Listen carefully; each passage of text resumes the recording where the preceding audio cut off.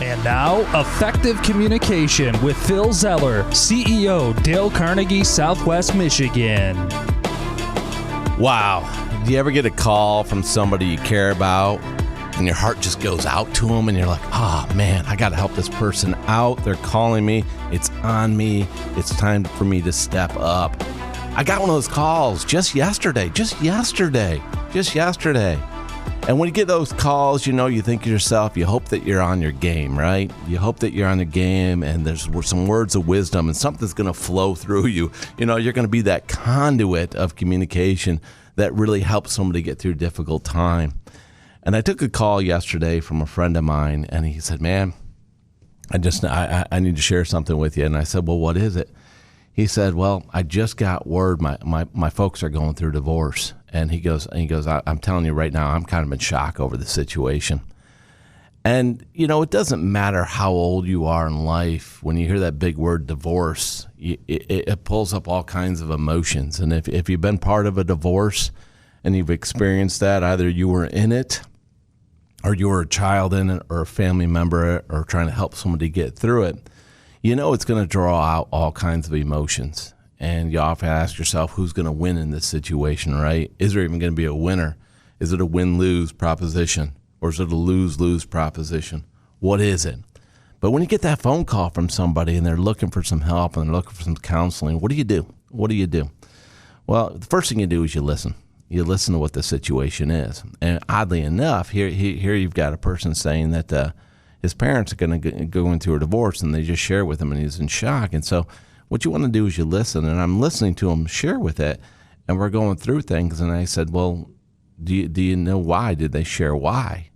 And he said, no, they didn't share why. And I said, wow. He goes, well, this is kind of out of the blue. I wasn't even expecting this to happen. And I said, wow, well, what's going through your mind? He said, well, I'm just kind of, in shock about the whole situation, and I can't believe it's happening, so I'm still just trying to process that, and that's why I wanted to give you a call. And I said, well, it's interesting because, you're calling me as a son of two parents that are going through a divorce, and I said, I lived through that situation myself. He goes, you did? I said, yeah. He said, what'd you do? And I said, well, at first you go through all the feelings, and you question yourself and what you could have done or what could you do differently. And you start to beat yourself up a little bit because what can I do to fix maybe what I did wrong? But then when you process through and you take time in it and you ask yourself as a child, what is it that you really did wrong to mess up that marriage? And most of the time, 99% of the time, what you're going to find out is that the kid didn't do anything purposefully to mess up a marriage. Divorce happens, and it happens for a multitude of reasons. But most of those reasons typically are not because of a child that created that situation. It's the two adults in the situation that made that situation become what it is, for right, wrong, or indifferent. Doesn't matter how you look at it. It's their relationship. But the child's always affected by it.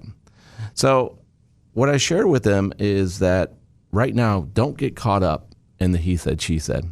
Because you're going to talk to your parents, and when emotions are high, people are going to start to point the finger of blame. You know this. We've talked about this before on the show. Don't fall victim into that game. You can't win in that game. And here's why you can't win. When people point the finger of blame and start blaming other people for what happened in the past, unless, I guess I'm going to take that back. There is something you can do. If you have a time machine, okay? If you're listening to this show and you have a time machine and it works and you can go through time, there's something you can do about it. Short of that, if you don't have a time machine, you can't go back and change what happened. You can't go back and do it. It's like water on the bridge, as they say, going down the stream. The water goes on the bridge. It only passes that way once and keeps going. So in that situation, I share with them, focus on where you're at right now. And have a conversation with them. What's going on right now? What are they thinking? And realize that because you can't go back and change the past, you can't play the he said, she said game. Just share the love with your parents, each one of them, and share with them what you appreciate about each one of them and why you love them. And ask them, what can you do to help them right now? And then when they open up and they share with you what you can do right now, ask them, where would you like to see this end up? Where is this going to end up? What would make it right when it's all said and done? And get them to think about that. and give a direction of where you can go. And if you do this, you're going to get them to focus on where they want this to go. The conversation is going to become more constructive as you sit there and you listen and understand and ask questions that lead to a solid outcome. May not be perfect, but at least in the end, we'll know where we want to end up. So by focusing on a positive outcome, you allow people to own a vision of what will be a better life for them. Now go make it happen.